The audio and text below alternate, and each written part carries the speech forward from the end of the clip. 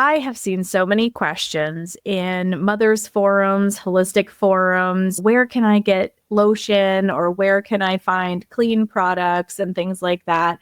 And I love that people are asking these questions because there are so many chemicals, preservatives, things that disrupt our hormonal expression in our products these days that I get excited when I find companies that are mindful of what it is that they are putting as ingredients in their products to be able to serve other people. Join me this week as I sit down with Renee Harris and we talk about her incredible skincare line that is so clean. And when a lot of what you put on your skin ends up in your body, this is an episode you won't want to miss. Hi, I'm Adrienne Irizarry. I'm an East Asian medicine practitioner who is passionate about women's health and helping women to live their best lives. My goal is to put you in the driver's seat of your health, offering holistic solutions for a symptom-free life. Statements made in this program are for educational purposes only and not intended as a substitution for medical consultation or advice. We do not claim to diagnose, treat, or cure any diseases. This podcast is inclusive and welcomes all gender identities. The focus of the program is on biological function, and we will use the term women throughout, but it is referencing physiological and social challenges for biology, not identity. Come as you are, I am happy you're here and welcome all performances of identity. I hope you find something helpful in this show.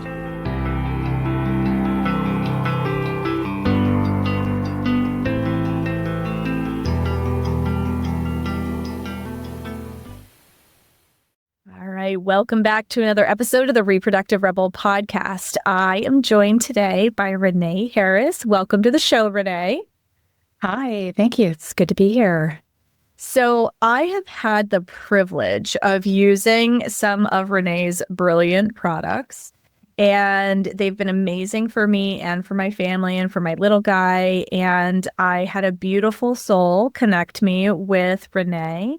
And so I wanted to bring her on the show to talk about her amazing company, her products, what she does, how she got there.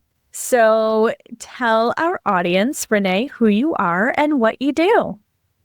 Thank you. And first, I have to say that having a mutual friend in common that will talk about my products to somebody else is the best way to meet new people. I just love that because everybody has their own skin story. My story kind of started with my own skin issues, super dry skin. So we can go into the products in a minute. But my now story is we turned that into a full-time business that supports our family. And our family's not very small. We have 9 kids.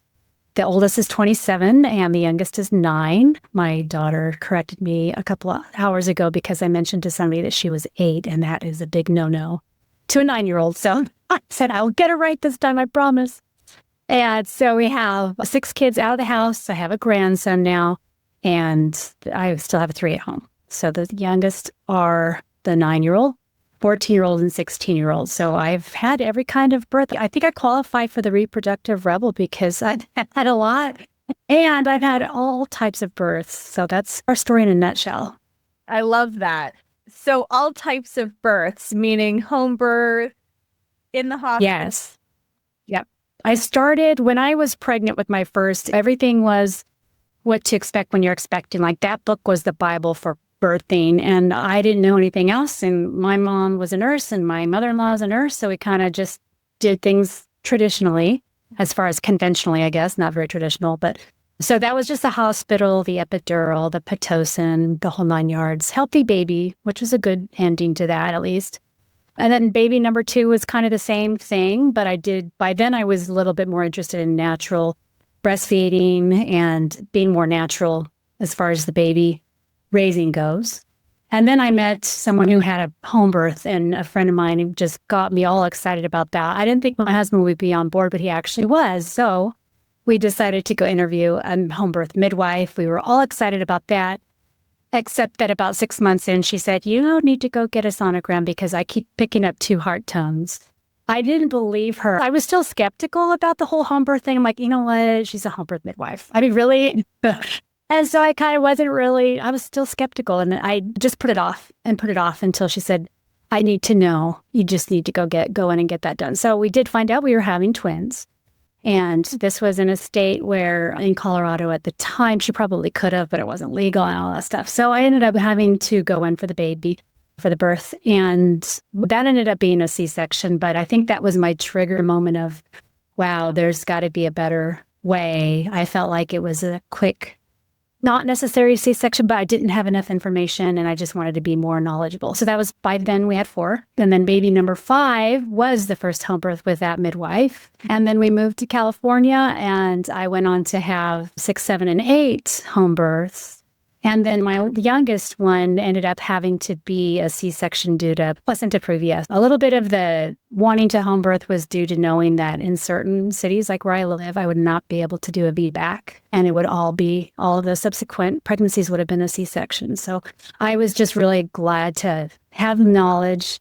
I don't have like massive regrets about the first 2. You just know what you know. But as you learn and grow and know more information, it is nice to know that you do have options. Yeah, I feel that deeply. I started with my daughter in the traditional allopathic model and got halfway through and was doing my birthing class, which I had chosen hypnobirthing. And she was like, well, if you're in the hospital setting, it would be like this. And if you're in the home birth setting, it would be like this. And she was very diplomatic. Everything was given the same weight, emphasis. There was no leaning one way or the other. But I was like, she keeps mentioning this home birth thing. What is she talking about? Because I didn't know what I didn't know. You go into it, especially as a first-time parent.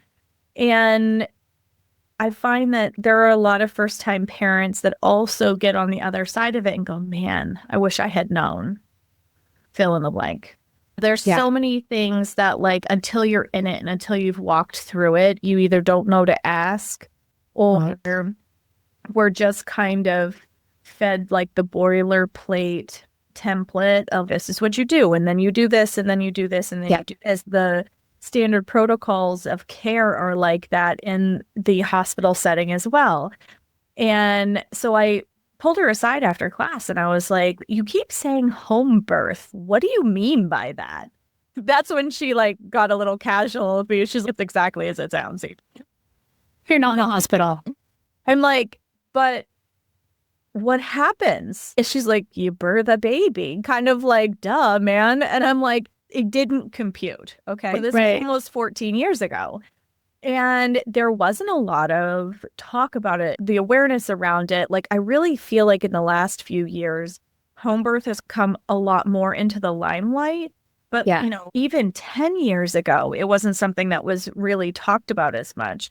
And with my son, I have a 7-month-old son at the time of this recording. And when I gave birth to him in the fall, I just knew after having a home birth with my daughter, that's what I wanted to do. I was actually way more terrified I was going to end up in the traditional model than being home. And my husband had never experienced, because he had kids from a previous marriage and he had never experienced a home birth, and he was kind of reluctant at first. Deeply resonate with what you said about your husband going, no, I'm supportive of this. At first, Eric was, but what happens if? And I'm like, well, I'm the same distance from the hospital that I was when I had my daughter. And any way you look at it, you're going to be at the mercy of whoever's on call anyway. So like, you're not going to get to choose your provider. This way, I've built a relationship with a provider. I'm going to feel more comfortable in this setting. So I did. I birthed him at home and it was a beautiful birth and he's amazing. And so I feel very fortunate that I've been able to have 2 home births with my kids. And I like that sentiment around the fact that the more I knew, this felt more aligned to me, because home birthing it just feels like that rite of passage that women for generations have come through before us. And it's amazing because I know every subsequent home birth I had, I still felt like I kind of know what I'm doing, but I need someone to tell me when it's time to push, which sounds kind of ridiculous. But I felt I was constantly at the mercy of my midwife. I'm trying to read her face to see if she's looking like I'm ready. And really, it's on me. And I do know once it got to that point, I realized, oh, yeah, I'm ready now. But up until that point, you are expecting someone to give you the timeline, to tell you how far you are. You just want to know how long is this runway going to be. And then once you hit it, you realize, okay, here it is. But we're so conditioned to be told by somebody, even birthing your own baby, you just get so used to that whole, this is how long it's going to take. And it's not like that. Everybody is so different. So it's just a really different mindset switch. And then it's beautiful at the same time, because just that end of it, and you're pushing the baby out, and it's just, wow, all that work. Okay, I can breathe now. It's just it's just beautiful. And I know it's not everybody gets to do that and have a great home birth, but compared to the hospital births, I just really felt so either rushed, or I didn't have a choice or a way to do things my way. It was like they're on a schedule. You can't spend all day there. You can't even get around off the bed and move around and walk it off. Whereas at the midwife, she says, well, you could just go take a walk if you feel like it. I'm here when you need me. And I'm like, wow, that's amazing. Yeah. Being able to swag and growl my son held in the comfort of my own home. There's no way I think I could have done that in a public place. Exactly. Well, so you had this movement in your birthing life and in your personal life towards more naturally aligned practices. And I feel like where you are with your skincare line, that also kind of followed some of that mind shift. You want to elaborate a little bit on that?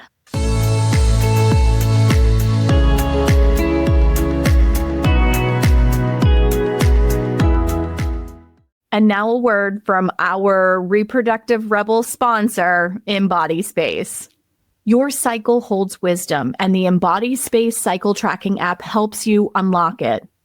Track your cycle in the only fully encrypted app designed to protect your most sacred data. Get daily guidance tailored to every phase, from bleeding to blooming, with rituals, herbs, lifestyle tips, dietary support, and more. All tailored for your body's natural rhythms, because your body's story is yours alone. Embody Space, your private portal to cycle wisdom. Download now and reclaim your rhythm. And now, back to the show.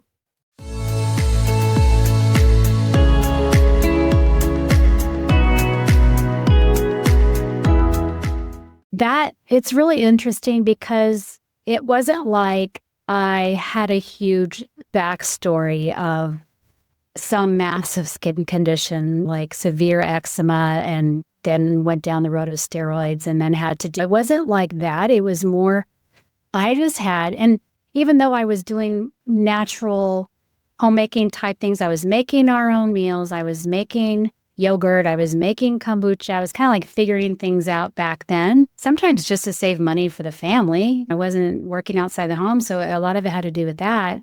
It was just that everything felt better. You feel better when you eat well. All those little things that you might have to do because it's a financial reason, but then you just realize it makes a lot more sense too, which is freeing to know that it just makes sense. The more natural, the more simple. Going outside barefoot, all of that just makes more sense. And so at the time, it was just a skin issue that I had with my fingers. Like those deep cracks you get in your fingers. I mean, with lots of kids, you're washing your hands all the time. And I would get them in my heels because I do love going barefoot all the time. And so it was just, that was my issue, was just my skin. And my mom had stumbled upon a lotion bar at a farmer's market that someone had given her. And she told me about it and said, you know what, why don't you figure out how to make this? Because this completely fixed my skin. And she and I had always compared notes about all the different products we tried, and gloves and Band-Aids and everything. So when she said this worked for her, I was paying attention. And so I was able to actually find a recipe in some soap forum. Back then, everything was done in forums where you learn from things. And I just went to the local health food store. I grabbed the 3 ingredients that were in the bar. It's the same ingredients, the same recipe that we use. And that's been 20 years. Has it been 26? No, 16 years now. So 16 years ago was when I made that first bar of lotion. It's called Lotion Bar. And that's the same thing that we then took to the internet and we are making a business out of now. But it was that simple 3-ingredient. It's a bar of soap. There's no water in it. The fact that it doesn't have water means you don't have to have all of these preservatives. We have some scented bars just because some people do really want that scent. But we have the basic bar has no scent except a little bit of honey scent because there's beeswax in it, and then shea butter and coconut oil. And you just rub it over your skin. It looks like soap, but it's not soap. And you stick it in the tin and that's it. So it's super easy to use. And the best thing for me at the time I made my very first bar was that it was so effective and fast and it felt good. It didn't feel like you have to keep reapplying and reapplying.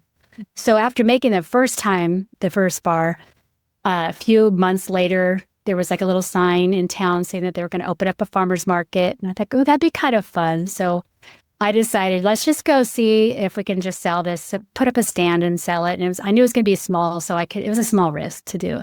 And I had my 8 and 10-year-old, my 2 oldest boys at the time, help me. And I made little T-shirts for them to wear as a dry skin ? Just kind of like the Got Milk movement. And they wore the shirts. They learned how to pass out samples, explain what it was, tell people don't eat it, even though it looks like cheese, it's not. And describe it. And I mean, being able to talk to people face to face and then find out that they have skin issues. And then fast forward now, I didn't know back then that it was really all about the ingredients and the simplicity and how bad other stuff out there is. People are going back to that now because if you go to the dermatologist because you have eczema, they're not going to ask you, what have you tried or what's your diet like or do you have a lot of stress in your life or all of these other triggers that could be causing it, the root causes of your eczema. They're not going to ask you that most places. If you do, you should hang on to them, but they're just going to give you the prescription, the steroid treatment for that. And that's going to fix it, but it'll come back so that people will just be forever on these prescription drugs because they want to get their skin cleaned up, but it doesn't fix the real problem. So now that we have been doing this for so long and we've had so many customers, I know a lot more about what they have to deal with, not because I personally had to, but there's some extreme cases out there where it's a mess because they need that fix and they don't want to do drugs anymore. They don't want the prescriptions anymore if they can avoid it. Yeah. My daughter has had eczema since she was really little. And believe me, I have tried everything. There was one cream that worked pretty well for her. But, we had tried the bag bombs and it would keep her comfortable so that she didn't itch. But it's really hard to tell a 9-month-old, no, honey, you can't itch. Yes. Right? Yes. She was so uncomfortable. And then when she could articulate herself and she'd be like, Mommy, itchy.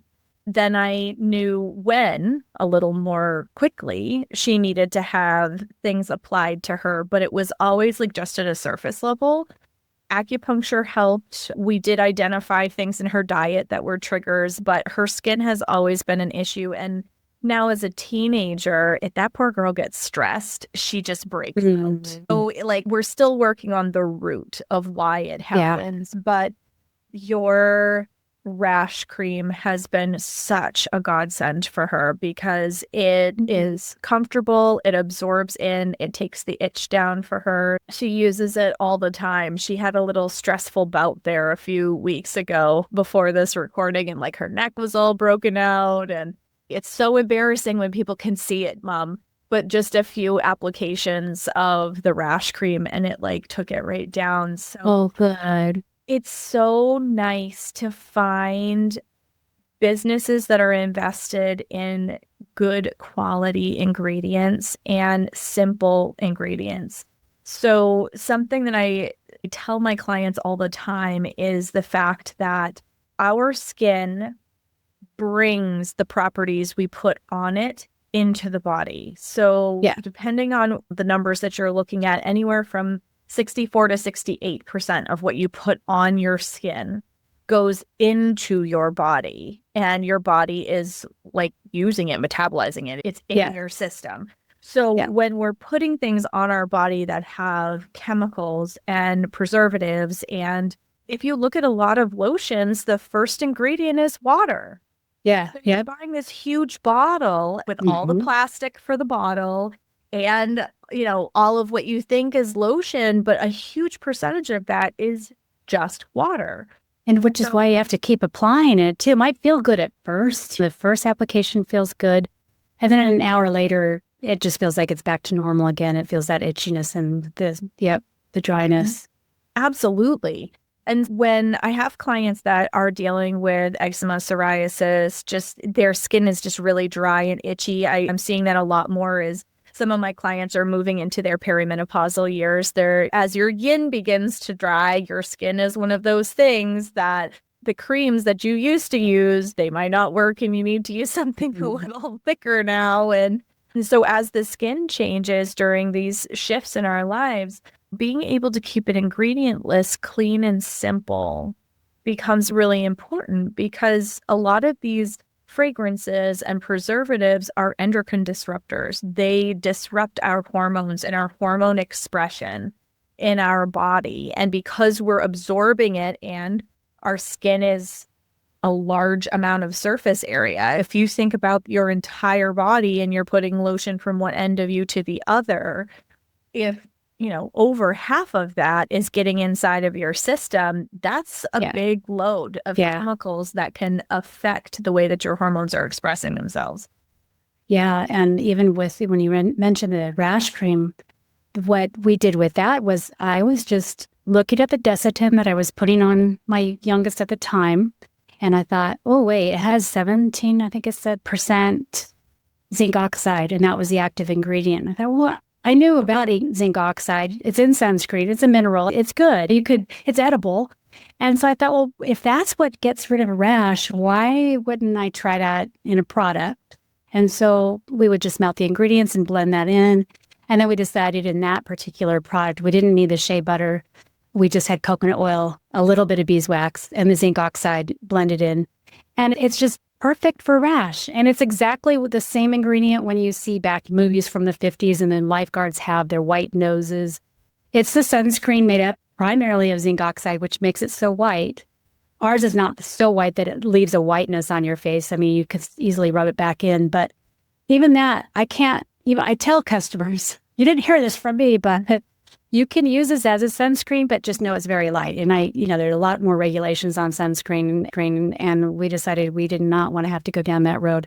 But it's one of those things where once you know what makes up a product, you can make your own, or you could just tweak things really easily. It's just a matter of, and I would do that for my family, is just make something that we could use. Whether or not I could sell it depends on the FDA and all of that. But just to know you have so much more control over what you put on your skin than you think. And a lot of people will just use melted down cocoa butter if you're feeling, actually even for stretch marks, cocoa butter is supposed to work really well. Well, if you add a little bit of beeswax, a little bit of coconut oil, and then cocoa butter melted down, it makes it great. We make that into a lotion bar as well.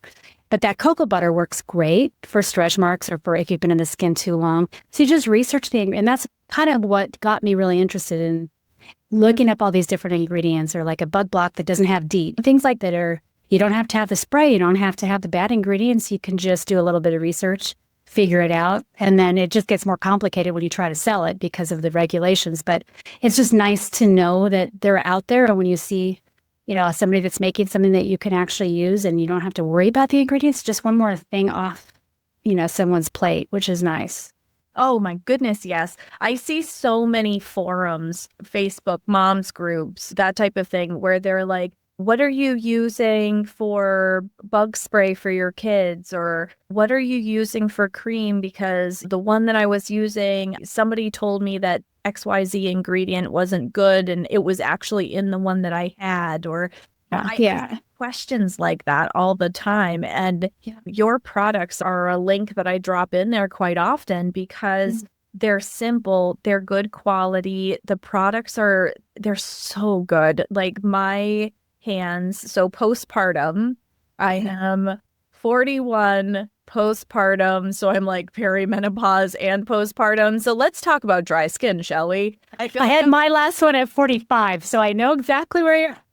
And I'm still not menopausal yet. I feel like I'm a poster child for dry skin right now. Yeah. And my hands were getting so dry just from change a diaper, wash your hands, that kind of thing. And your lotion saved my hands. I was like getting cracks along the sides of my fingers from lifting my water bottle to drink. Like I would grab the handle and like just that imprint on the side of my fingers started to crack. Like it was crazy. And using your products, like it helped to soften the skin. It healed in less than a week. It was so great. Simple ingredients are so powerful.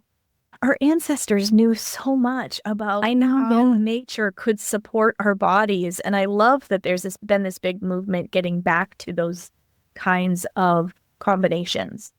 Yeah. And, when you spoke of your hands, and because I had most of mine as a home birth, the time I did is my youngest, and I was 45 and I had her in the hospital. And I remember the soap and the hand sanitizers. I did not realize that until I came home. I think I had to be there for 3 days.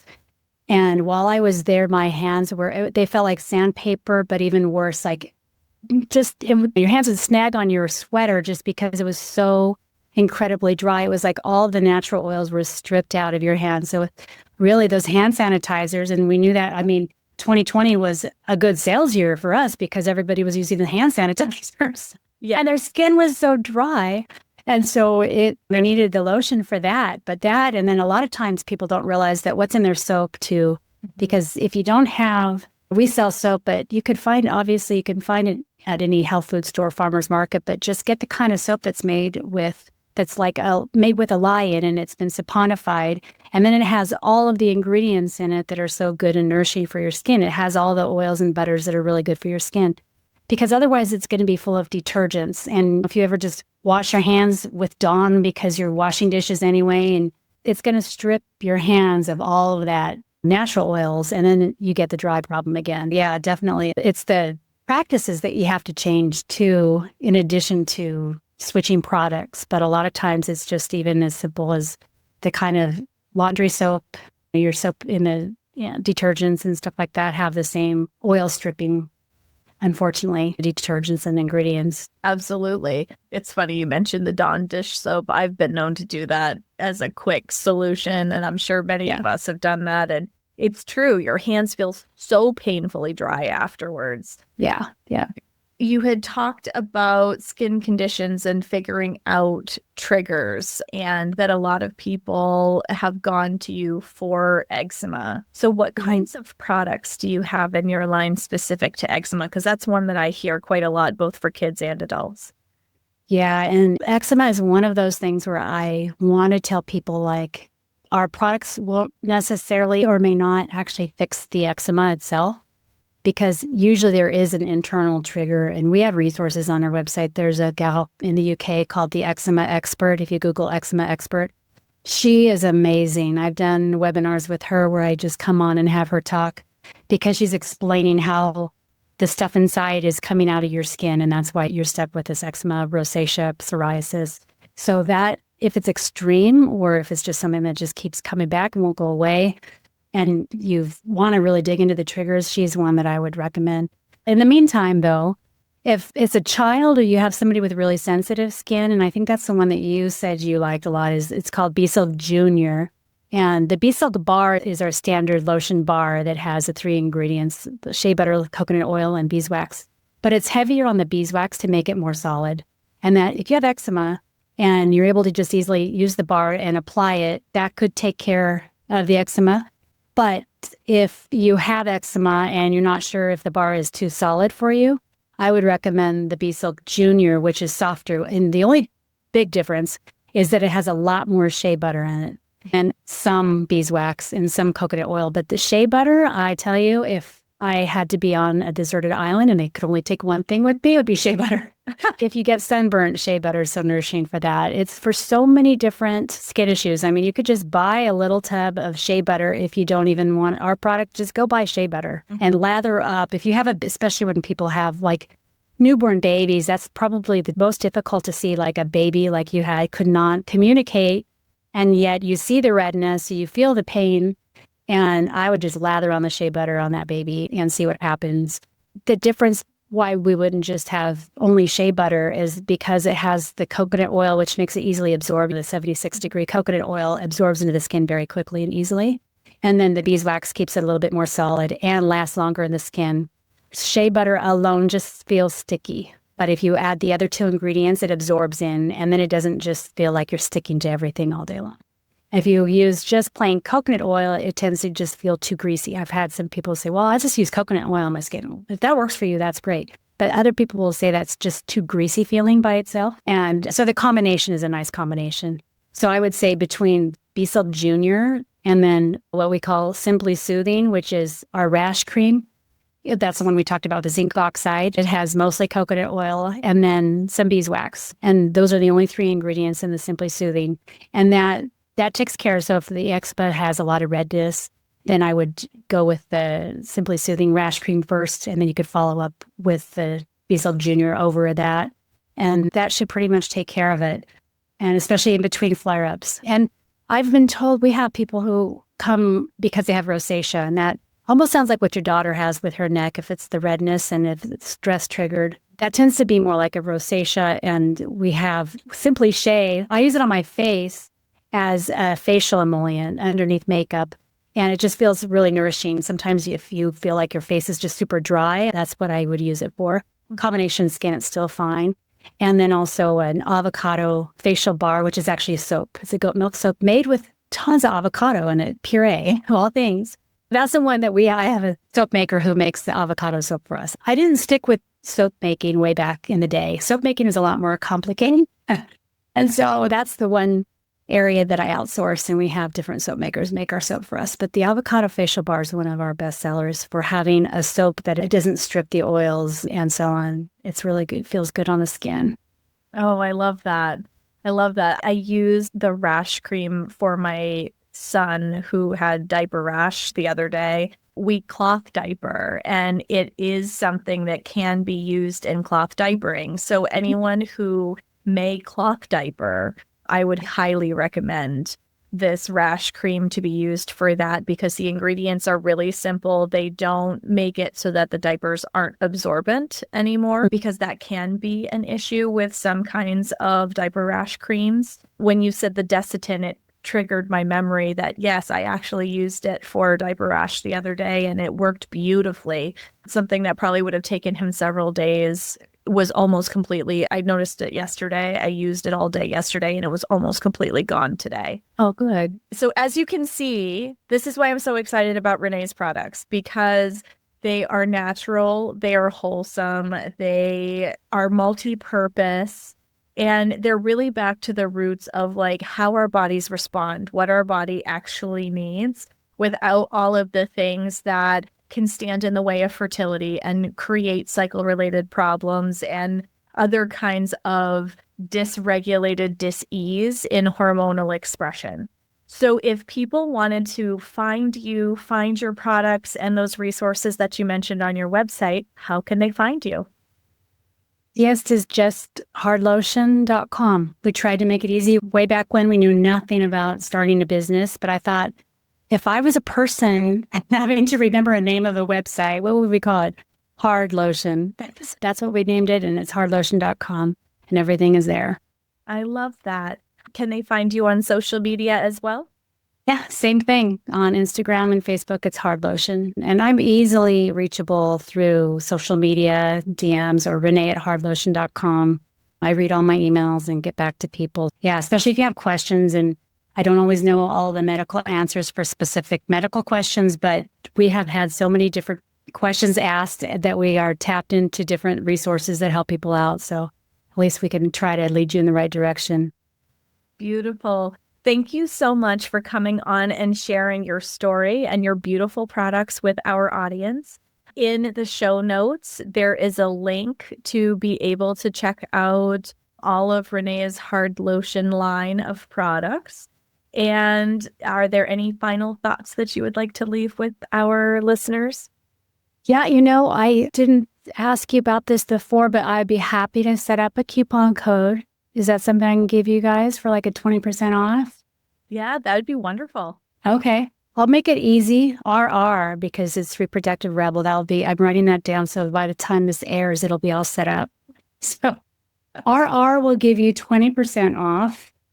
And yeah, I would love to answer questions of anyone. And again, I started this because I made it myself from my family, and it's not impossible. If you have other skin issues and you just want to look into things. I mean, the internet is a huge resource. Of course, it can get a little bit overwhelming, but just simple ingredients and simple remedies. You can look things up, find it, make it yourself. But it becomes fun too. It could become a hobby, but it's just, I think, taking control over all those little areas of your life is so empowering too at the same time. So I encourage people to dig a little bit in and then find the companies if you don't have time to make it. We're out here too. I love that. Well, thank you again so much for your time and your wisdom, Renee. It was such a pleasure. Thank you. Thank you for joining me for another episode of Reproductive Rebel. Reproductive Rebel is recorded by certified peri-steam hydrotherapist and acutonics practitioner, herbalist, and Chinese nutritional therapist, Adrienne Irizarry of Moon Essence LLC. If you are interested in setting up an appointment for one-on-one support, ordering from our store, or checking out our course offerings, visit our website at moonessence.life. Be sure to subscribe to our newsletter and get insider information on upcoming events and offerings. Join the conversation. Like and follow us at MoonEssenceMe on Instagram, Facebook, or LinkedIn. Your voices make this program possible. Thank you all for your continued support.